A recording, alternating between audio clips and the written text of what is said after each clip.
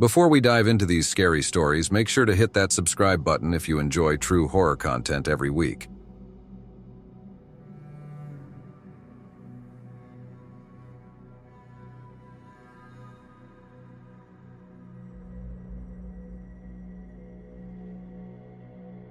I'd been looking forward to this trip for months.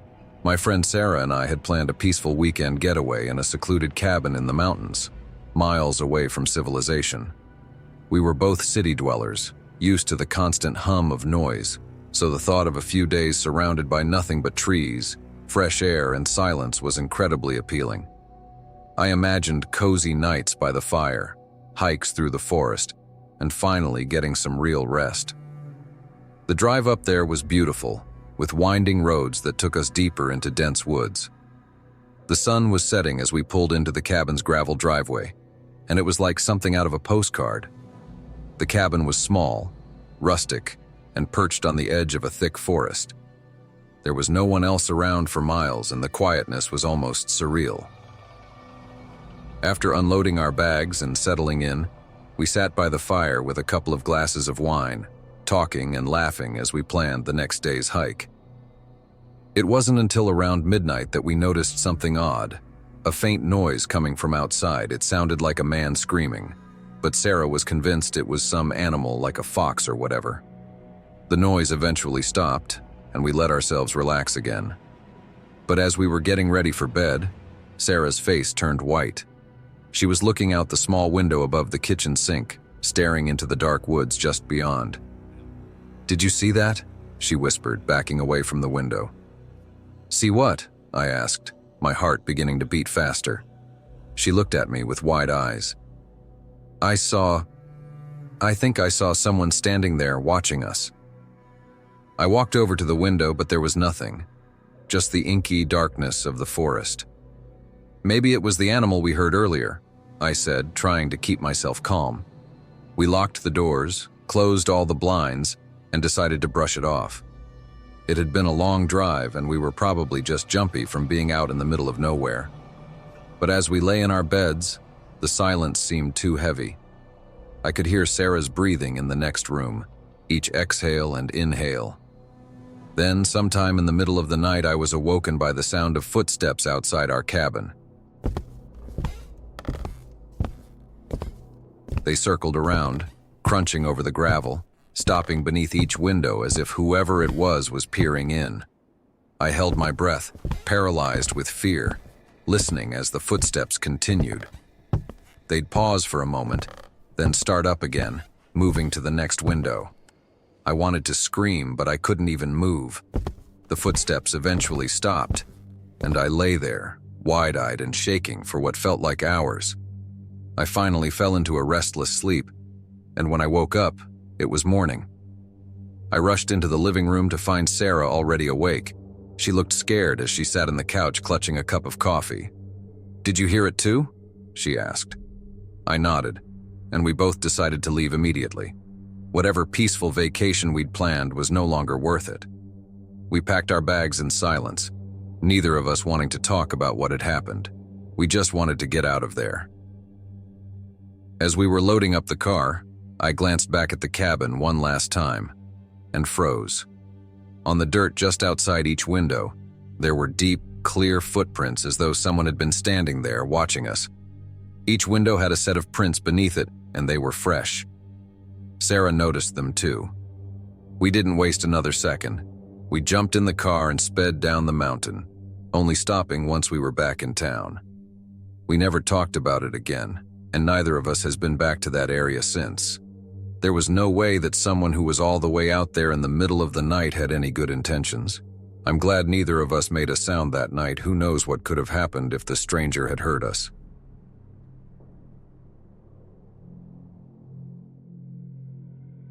I always thought Snapchat was just for fun. A quick photo, a quirky caption, and it disappeared forever. Simple. But after what happened last week, I don't think I'll ever open the app again. It all started on a quiet Saturday night. I was sprawled out on my bed, scrolling through TikTok, when my phone buzzed with a notification. It was from a classmate, Alex. The snap's caption caught my eye immediately. "Help me." The photo itself wasn't much to go on, a blurry shot of what looked like a dark forest with trees looming in the moonlight. My stomach twisted as I stared at it. I hadn't heard from Alex in weeks. Rumor had it he'd dropped out of school, but no one seemed to know why. I sent him a message. "Alex, where are you? Are you okay?" No response. A few minutes later, another snap came through. This one was clearer. It showed a pair of sneakers, mud-caked and half-buried in leaves, with the caption, "I'm stuck." I sat up straight. This was starting to freak me out. Something wasn't right. Alex and I weren't close, but I couldn't ignore this. I quickly screenshotted the snap, just in case. I messaged him again. "What do you mean? Are you lost? Should I call someone?" No reply. For the next half hour, I stared at my phone, waiting for something. Then, another snap arrived. This one chilled me to my core. It was a photo of my house, taken from the street. The caption read, "You're next." My throat went dry. I leapt off my bed and rushed to the window, yanking the curtains aside. The street outside was empty, as you'd expect at a late hour. I wanted to get to the bottom of this, so I dialed Alex's number, but it went straight to voicemail. I was about to call my parents when another snap came through. It was a video. The clip started with the same dark forest from before. The faint sound of twigs snapping underfoot was the only thing that could be heard. Suddenly, the camera panned around to reveal a figure standing in the distance. It was me. I froze. The video showed me standing in the middle of the woods with my back to the camera, wearing the exact same clothes I had on at that moment of seeing it. I dropped my phone. This had to be some kind of sick joke, right? How was this possible? My room suddenly felt too quiet. I grabbed my phone off the floor and started locking all the doors and windows. Then came the final snap. It was another video. The camera was focused on a window. My bedroom window. The person filming was outside looking in. And there I was, on the screen, staring down at my phone in real time. The caption read, "Look up." I didn't want to. Every instinct in my body screamed at me to run, to hide, but I couldn't. My eyes moved up to the window. There, pressed against the glass, was a face. It wasn't Alex. The features were distorted, almost animal-like. It was just watching me, its breath fogging up the glass. I stumbled back, tripping over my own feet. I couldn't believe what I was seeing. The lights flickered and the room plunged into darkness. I fumbled for my phone. That was the only source of light now, and tried to call for help. But when I unlocked the phone, I had no signal. Then another notification popped up. New snap from Alex. I didn't open it. Instead, I ran, down the stairs, and into the night. I didn't stop running until I reached a neighbor's house and pounded on the door, screaming for help. The police searched the area, but they found nothing. No sign of anyone outside my window. No evidence of Alex in the woods. They told me it was probably a prank or someone trying to scare me. The screenshot I took earlier wasn't of much help either. A week has passed, but I still don't feel safe. Every time I close my eyes, I see that face at the window. And every time my phone buzzes, I'm terrified it'll be another snap from Alex. But the worst part? Last night, while scrolling through my old photos, I found one I didn't take. It was a blurry shot of the woods, with a caption that simply read, "See you soon."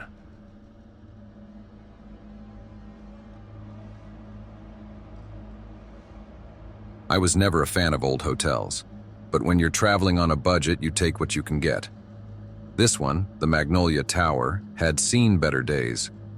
It was a 6-story relic of the 1920s, with ornate brass fixtures and a lobby that smelled faintly of lemon polish and mildew.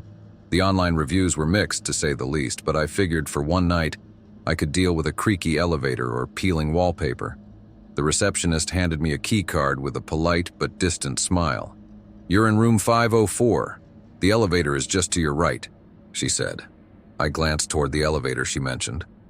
It was one of those old gated ones with a tarnished brass door and a dim light above the floor indicator, the kind of thing you'd see in a horror movie. I almost opted for the stairs, but my bag was heavy, and I was tired from the drive. The ride up was uneventful.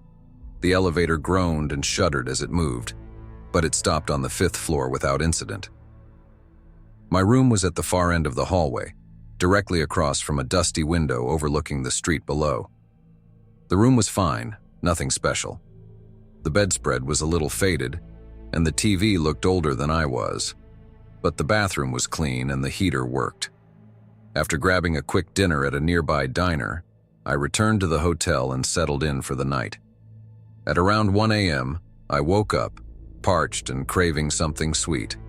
The vending machines were back in the lobby, so I grabbed my keycard and stepped into the hallway. The 5th floor was strangely quiet. Most of the lights in the hall were dimmed, and I could hear the faint hum of the heater coming from somewhere behind the walls. I pressed the elevator button and waited. When the door opened, I stepped inside and pressed L for the lobby. The elevator groaned as it descended and the floor indicator flickered between the numbers, but instead of stopping at the lobby, it kept going. Basement? I muttered to myself, though I hadn't seen any buttons for a basement. The floor indicator showed a blank screen before flickering to -1. A chill crept up my spine. There wasn't supposed to be a basement, at least not one accessible from the elevator. The door slid open with a screech, revealing a pitch-black corridor. The air that wafted in was damp and cold, carrying a faint metallic tang like rust or blood. I jabbed the L button again, but the elevator didn't move. The door stayed open, as if waiting for me to step out. I leaned forward slightly, peering into the darkness. That's when I saw something. A faint movement, like a shadow at the far end of the corridor. The elevator lights flickered, and for a split second, I thought I saw something or someone standing in the corridor. The door suddenly slammed shut and the elevator shot upward faster than it had any right to move. I stumbled against the wall, clutching the railing as the floor indicator flickered erratically. 1, 3, 6, 2, 5. When it finally stopped, the doors opened onto the 5th floor again. The hallway looked normal, exactly as I'd left it. I stepped out and ran back to my room. I couldn't sleep after that. I sat on the bed with the lights on, staring at my hotel room door as if expecting it to burst open. By the time dawn broke, I had convinced myself I'd imagined the whole thing. Maybe it was a glitch in the elevator, and my overactive imagination had done the rest. Determined to brush it off, I packed up and headed downstairs to check out. I wasn't going to risk the elevator again, so I took the stairs. As I passed the 3rd floor landing, I froze. The door to the 3rd floor was open, and through the crack I could see that the hallway beyond wasn't like the others. The walls were covered in peeling wallpaper, the floorboards exposed and warped. The lights in there flickered faintly. Something told me to keep moving, so I hurried the rest of the way down to the lobby. When I handed the receptionist my key card, I hesitated. This might sound strange, but is there a basement here? She froze mid-keystroke. Her polite smile faded. No, she said carefully. Why do you ask? I told her about the elevator ride, about the -1 floor and the dark corridor. Her face turned pale. You must have pressed the wrong button, she said quickly, avoiding my eyes.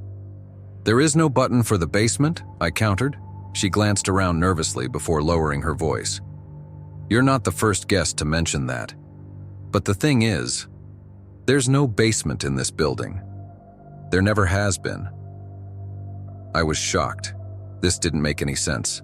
I thanked her, and on my way out, I passed the elevator again. This time, the doors were open. I glanced inside, my heart beating rapidly. There, faintly scratched into the brass panel next to the floor buttons, was something I hadn't noticed before. -1. It wasn't engraved by the manufacturer. It looked like it had been scratched in by hand. I didn't stick around to ask more questions. Whatever or whoever did that clearly doesn't have any good intentions.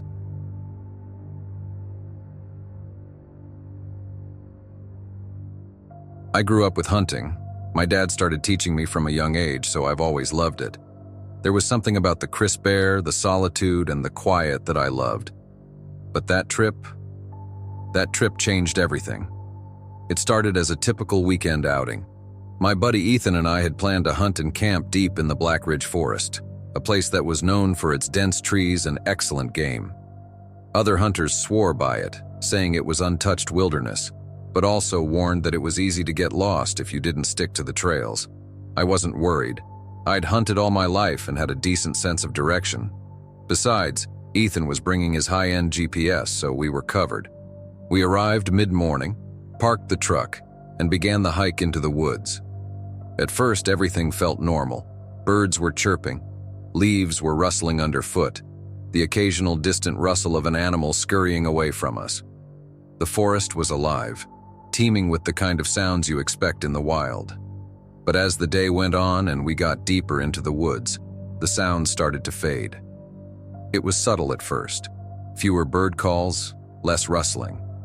By late afternoon, the silence was so absolute it felt oppressive. No birds, no wind, no insects. Even our footsteps seemed muted. Ethan joked that maybe we'd walked into some kind of soundproof bubble, but the unease in his voice betrayed his attempt at humor. "It's weird, right?" I said, scanning the trees. "Like, something's watching us." Ethan nodded but didn't say anything. He just adjusted the rifle on his shoulder and kept walking. I tried to shake the feeling, telling myself it was just the unfamiliar stillness playing tricks on my mind. But the further we went, the heavier the silence became. It wasn't just quiet. It felt wrong, like the forest was holding its breath. By the time we set up camp, the tension between us was palpable. Ethan was unusually quiet. His eyes were darting around the tree line as he worked. I wanted to say something to lighten the mood, but the words caught in my throat. It felt like speaking too loudly would attract something.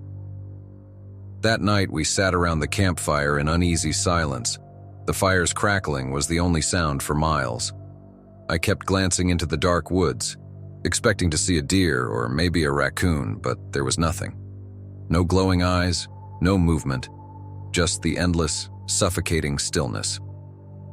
"Let's call it a night," Ethan finally said, standing up abruptly. "We'll get a fresh start in the morning." I agreed, glad to have an excuse to crawl into my tent. Sleep came in fits. Every time I closed my eyes, I felt like something was standing just outside the tent, watching me. I'd sit upright, heart pounding, but there was never anything there. Just the silence. Around 3 a.m., I woke to the sound of Ethan unzipping his tent. I peeked out to see him standing by the dying embers of the fire, staring into the woods. "Ethan," I whispered. "What are you doing?" He didn't respond. He just started walking slowly toward the trees. "Hey," I hissed, louder this time. "Where are you going?" Still nothing. I scrambled out of my tent and jogged after him, grabbing his shoulder. He spun around, his eyes were wide with fear. "Did you hear that?" he asked, his voice barely above a whisper. "Hear what?" I said, my stomach knotting. The footsteps. Someone was walking around the camp." I stared at him, chills running down my spine. "Ethan, I didn't hear anything." He looked past me, into the dark forest. It came from that direction, slow footsteps. They stopped right at the edge of the camp. "Couldn't you hear me calling for you, Ethan?" I said. He didn't respond. The whole situation was creeping me out. I turned to follow his gaze, but the forest was pitch black. "Let's get back to the fire," I said. "It's probably just an animal." But Ethan shook his head. It wasn't an animal.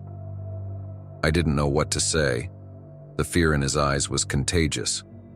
We stood there for a moment, staring into the void, before I finally grabbed his arm and pulled him back to the campfire. Neither of us slept after that. We sat by the fire until dawn, clutching our rifles and listening. But the silence persisted. No footsteps, no whispers, just that horrible, unnatural stillness. At first light, we packed up and decided to cut the trip short. Whatever game we'd hoped to hunt wasn't worth this. As we hiked back toward the truck, the forest seemed to close in around us. The trees were denser than I remembered, and the trail felt off. Ethan kept checking his GPS and was muttering something under his breath. "This can't be right," he said. "We should have hit the clearing by now." I glanced around. my unease growing as we were still deep in the forest. "Are you sure the GPS is working?" "It's working," he snapped, but he sounded unsure. "We're going the right way." But we weren't. We walked for hours, and the trail only seemed to loop back on itself. Panic started to set in. The silence was unbearable. Then out of nowhere, we heard it. A single echoing snap, like a branch breaking. We froze. The sound came from behind us, but when we turned, there was nothing there. Just the trees. "Let's keep moving," I whispered. We quickened our pace, but the snapping sounds continued, and it sounded like it was following us. It wasn't an animal, I was sure of it. Ethan broke into a jog and I followed, with my heart hammering in my chest. The snapping grew louder, joined by the unmistakable sound of heavy footsteps. They were behind us, closing in. "Run!" Ethan shouted, and we sprinted. Someone was definitely following us. I don't know how long we ran. My legs burned and my lungs screamed for air, but the footsteps never stopped. They were right behind us. Finally, after what felt like hours, we burst into a clearing, and there was our truck.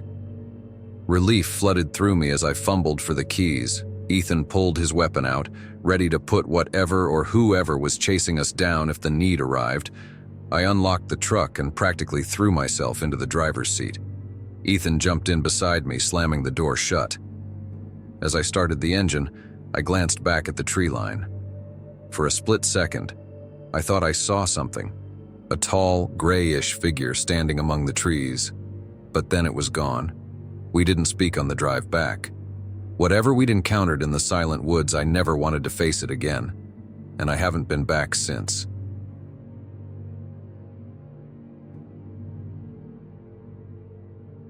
It all started with a knock on the door. Just an ordinary evening, nothing special about it. I had been sitting in the living room, watching some mindless reality TV show, half paying attention as I scrolled through my phone. The sound of the knock was so faint at first that I thought it was part of the TV show, but then it came again, louder this time. I glanced at the clock, 8:45 p.m. Not exactly late, but definitely not the time for visitors either. My neighborhood was quiet, mostly families and retirees. People didn't just drop by unannounced, especially after dark. Curious, I stood up, made my way to the front door, and peeked through the peephole. There was a man standing on my porch. He was tall, wearing a police uniform with a hat pulled low over his eyes.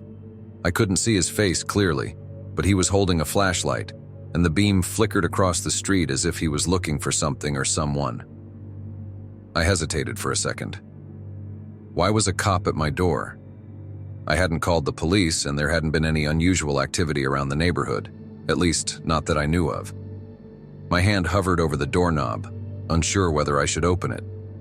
But then he knocked again, louder than before, and a chill ran down my spine. "Police!" the man called through the door, his voice deep and authoritative. "Can you open up? I need to ask you a few questions." I unlocked the door but left the chain on, cracking it just wide enough to speak through. Yeah, can I help you, officer?" He smiled. A thin, tight-lipped smile that didn't reach his eyes. "There's been some reports of suspicious activity in the area. We're just doing a routine check, making sure everyone's safe. Can I come in for a moment?" Suspicious activity. I hadn't heard anything about that, and something about him felt off. I couldn't put my finger on it, but my gut told me to be cautious. "Do you have a badge number or anything?" I asked, trying to keep my voice steady. "You know, just to be safe?" The smile faded. His expression grew hard, impatient. "Listen, I'm a cop. You can see that, can't you? There's no need to make this difficult." He leaned closer to the door, and for the first time I caught a glimpse of his eyes. They were cold, calculating, like someone sizing me up. My instinct screamed at me to shut the door and lock it, but I didn't want to seem rude or disrespectful. After all, what if he was a real cop? I didn't want any trouble. "Look," I said, trying to sound calm. "I'm sure you understand. It's late, and I'm not comfortable letting anyone in without... Before I could finish my sentence, the man slammed his hand against the door, rattling it on its hinges.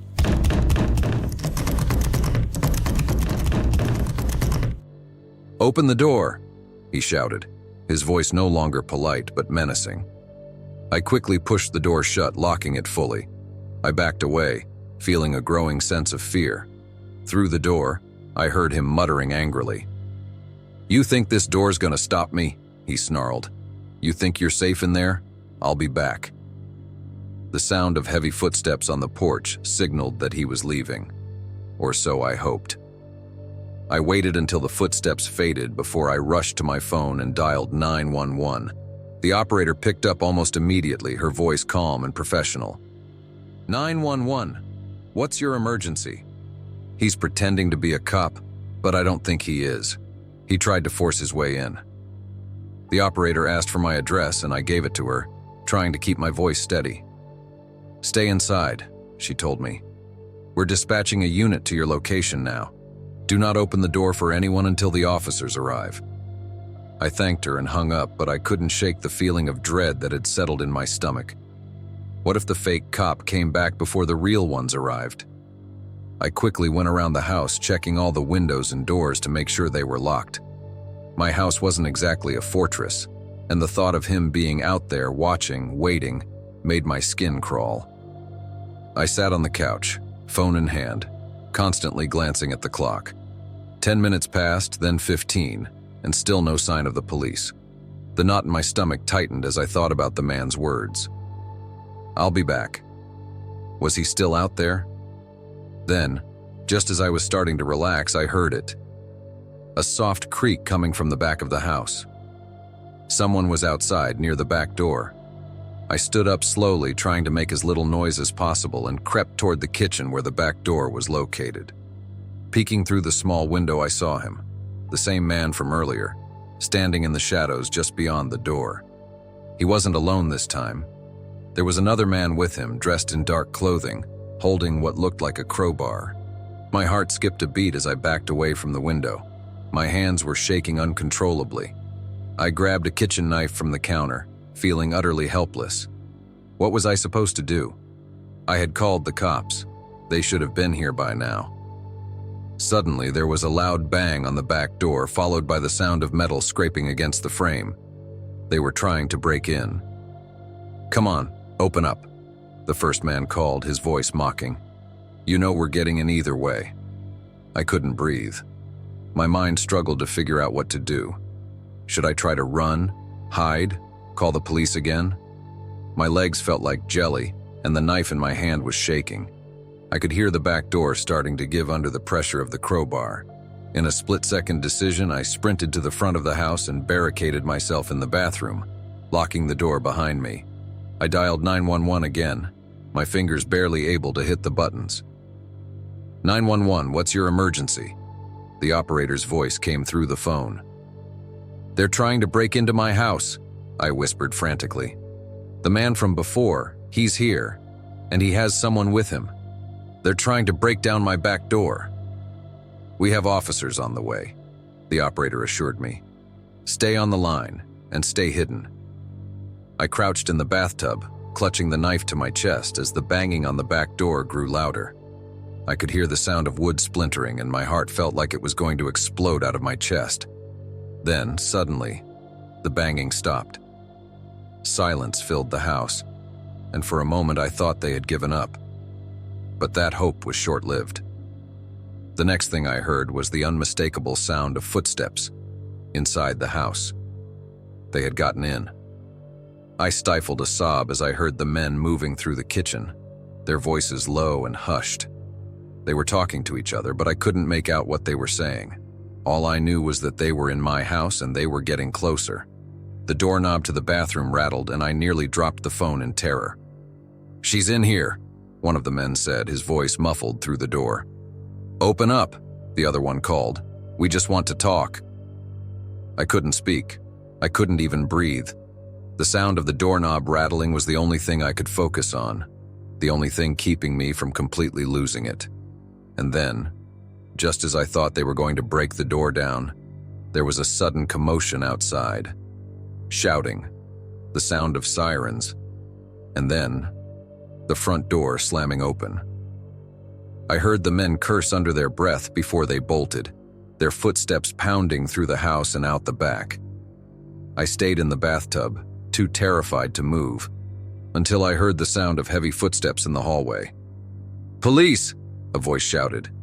"Is anyone here?" I cracked open the bathroom door and peered out, relief flooding through me as I saw 2 officers standing in my living room, their guns drawn. I stumbled out, my body shaking with shock. "They were here," I said. "They tried to break in." The officers escorted me outside, where several squad cars were parked in front of my house. I could see neighbors gathered on the sidewalk, watching the scene unfold, but all I could think about was how close I had come to whatever those men had planned.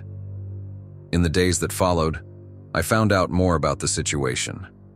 The first man, the fake cop, had been pretending to be law enforcement in several neighborhoods, targeting homes late at night. He wasn't a cop at all, just a criminal with a sick sense of control. His partner, the man with the crowbar, had been involved in several break-ins as well, though it seemed like they were more interested in terrorizing people than actually stealing anything. The police told me I was lucky. They had caught both men shortly after they fled my house, but not before they had left a trail of traumatized victims behind them.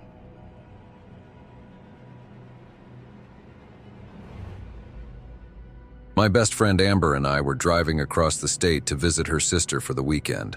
The plan was to split the drive, stop for gas and snacks along the way, and make it there by nightfall. Nothing fancy, nothing stressful, but plans rarely go as expected, as we were about to find out. We were about 3 hours into the drive when Amber's phone buzzed on the dashboard. The screen lit up, showing an unknown number. Amber glanced at it and shrugged. "Spam call," she muttered, hitting decline. I didn't think much of it. We'd both been getting a lot of those recently. Random calls from strange numbers that either hung up or tried to sell something. It was just part of life now. The call came again about 20 minutes later. Same number. Amber declined it again, this time with an annoyed grunt. "You could block it," I suggested, taking a sip of my soda. "Yeah, but I kind of want to see if they keep trying. Like, what's the record for the most annoying spam call ever?" We laughed about it and moved on. The radio was playing. The road stretched endlessly before us, and the incident slipped into the back of my mind. But then the third call came. It was an hour later, and we were cruising through a particularly desolate stretch of highway. No streetlights, no other cars, just an endless ribbon of asphalt cutting through the trees. When Amber's phone buzzed again, she groaned loudly. "Oh my God, this number is relentless." "Answer it," I said, half joking. "Tell them to screw off." She grinned and picked up the phone, hitting the speaker button. "Hello?" At first, there was silence. Then, a low, distorted crackling noise came through like a bad connection. Amber frowned and leaned closer to the phone. "Hello? Who is this?" The crackling grew louder. It sounded almost like breathing. I felt a chill run down my spine. "Hang up," I whispered. Amber hesitated but eventually ended the call. She laughed nervously, but her expression was uneasy. Creepy. Probably just some prank or a butt dial. "Let's block the number," I said, feeling a knot of discomfort in my stomach. She nodded and blocked it, but as soon as she did, her phone buzzed again. A different number this time. Amber stared at the screen. "Okay, this is getting weird." She declined the call, but the phone buzzed again within seconds. Another number. And another. It was like whoever, or whatever, was calling us wouldn't give up. Amber's face had lost its earlier amusement, and I could feel the tension growing in the car. We tried to ignore it, but the calls kept coming. They were relentless, each one from a different number.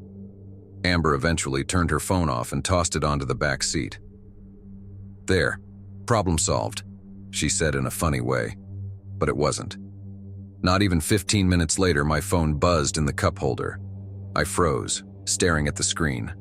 The number was unlisted, Amber looked at me with wide eyes. "Don't answer it." I didn't plan to, but the buzzing didn't stop. It went on for so long that it was almost worse than picking up. I finally grabbed the phone and declined the call. The buzzing stopped for about 30 seconds. Then it came again and again. I was freaking out now. "What the hell is going on?" I muttered. Amber turned to look out the window. Maybe we should stop somewhere. A gas station or something." "There hasn't been one for miles," I said, glancing at the GPS. The next rest stop was nearly 50 miles away. My phone buzzed again, and this time I swiped to answer. "What do you want?" I shouted into the phone. Silence. Then, that same distorted crackling noise came through. It sounded clearer this time. It wasn't breathing. It was a voice, a whisper, barely audible, but undeniably human. We were able to make out the words, "You can't run." I threw the phone into the passenger seat like it was on fire. Amber stared at me. "What do we do?" "Ignore it, we keep driving, this is creeping me out," I said. "We need to get to a town, somewhere with people." Amber pressed the gas pedal, and the car surged forward. Then my phone buzzed again, and again, and again. Amber's phone, which she'd turned off, suddenly lit up in the back seat. The screen was blank. "What the hell?" Amber whispered. I grabbed her phone, trying to turn it back off, but it wouldn't respond. The light just stayed there, pulsing faintly like a heartbeat. Then, all at once, it went dark. The car's headlights flickered. "Did you see that?" Amber said. I could tell she was starting to panic. "It's just the car," I said, though I didn't believe it. "It's probably nothing." The headlights flickered again, then went out completely. The car plunged into darkness, and Amber slammed on the brakes, bringing us to a screeching halt. We sat there in silence with the engine idling. The darkness outside was suffocating. My phone buzzed again. This time I didn't answer it. I just stared at the screen. The number was still unlisted, but the message was clear. Whoever, or whatever, was calling us wasn't going to stop. Then Amber gasped. "Look," she whispered, pointing out the windshield. In the faint moonlight I saw it. A figure standing in the middle of the road, just a few feet in front of the car. It didn't move. It just stood there looking at us. Amber threw the car into reverse, but before she could hit the gas, the figure took a step forward, then another. I screamed, "Go! Drive!" Amber hit the gas, swerving around the figure and speeding down the road. The headlights came back on, illuminating the highway ahead of us. When I looked in the rearview mirror, the figure was gone. The calls stopped after that. We drove straight to Amber's sister's house, barely speaking the rest of the way. When we finally arrived, we collapsed on the couch, too shaken to explain what had happened. The next morning, Amber checked her phone. All the missed calls were gone, wiped from her call log. My phone showed the same thing. It was like the calls had never happened. But we both knew the truth.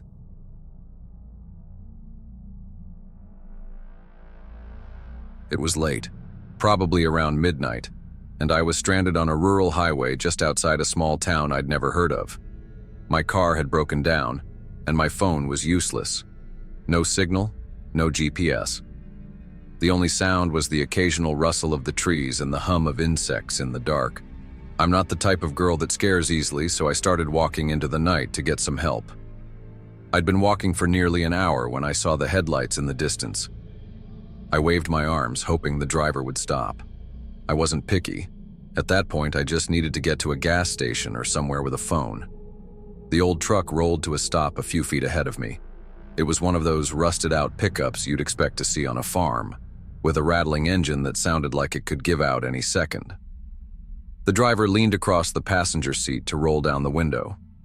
He looked like someone's grandfather, mid-60s, weathered face, kind of scruffy, wearing a plaid shirt and a baseball cap.